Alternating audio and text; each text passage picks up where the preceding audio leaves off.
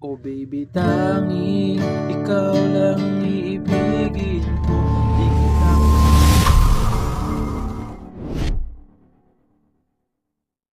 Hello mga ka-idol! So ngayon meron na naman akong ituturo sa inyong magandang kanta. So yung kanta na to na ituturo ko ngayon ay rap siya, no, rap. So yung title pala nito ay yung Kahit Na by X Crew. So i-correct nyo na lang ako dyan sa komanta kung tama ba yung pagbasa natin dyan, no?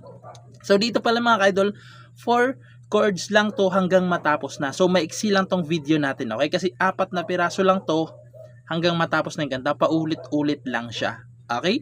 So, ngayon, dito muna tayo sa strum. So, yung strumming pattern, no? So, strum pala to. So, strum. So, yung strumming pattern, ganito yung gagawin natin. Down, down, up, up, down, down, down, up. Lilipat na kaagad. Okay? So, ulitin ko para mas malinaw.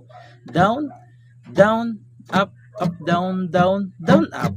Lilipat na. Kung hindi nyo naman kaya yung down, up, sa dulo, eh, wag na lang. Okay? So, kung gusto nyo namang palitan yan, so pwede naman basta babagay lang doon sa kanta. Okay? So, ngayon, proceed na tayo dito sa kanyang whole chords. So, yung whole chords niya rito mga ka-idol, tulad ng sinabi ko, 4 na piraso lang yung tatandaan nyo hanggang matapos na to. Okay? So, yung chords dyan is D.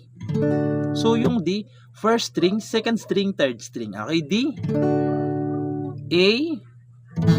So, yung A, sa second fret, second string, third, tsaka fourth lang ipitin nyo. So, ayan, A. Tapos G. So, ayan yung G, first string, second string, fifth, tsaka sixth. Okay, G. Tapos A ulit. Okay, yan na rin yung intro niya mga ka-idol ha. Yung 4 na chords na yan, yan na rin yung kanyang intro. Okay, so tulad na sinabi ko, maiksi lang tong tutorial natin, no? So, kakantahan ko kayo ng bahagya lang kasi nakaka-copyright tayo kapag hinahabaan natin yung kanta, no?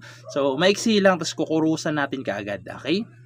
So, ganito siya para mas maintindihan nyo kasi 4 lang naman to. So, ganito siya. Pag-ibig ko sa'yo'y ipinaglaban ko na. Ginawa ko na lahat para sa'yo, sinta. Ngunit bakit ba ganyan? Hindi mo ba napupuna na ang pag-ibig ko sa'yo'y lumalala na? Okay, so ganun siya. So hindi na natin nahabaan kasi baka makapirate tayo. Paulit-ulit lang naman yung 4 na chords na yan. So doon na kaagad na lang tayo sa chorus. Okay? So sasampulan ko na lang yung chorus para mas malinaw. So yung chorus niya doon naman yung sa part ng same lang yung chords ha. So sa chords, sa chorus ganito siya.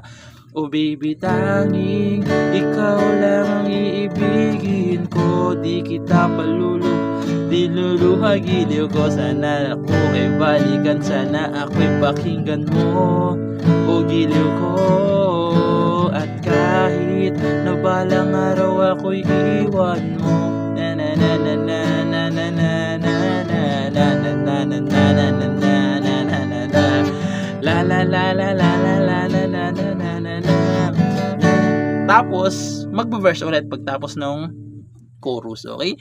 So, pagpasensyahan nyo na no, kasi hindi natin pwedeng kantahan ng mahaba at saka bigkasin yung lyrics, baka makapiright tayo, okay? So, ganun lang siya, 4 na chords lang hanggang matapos na, no? So, yun lang naman, sana naintindihan nyo to at sa mga gustong mag-request dyan, no? So, comment nyo lang dyan sa baba para magawa natin ng tutorial. And yun lang, good luck sa bago nyong matututunan.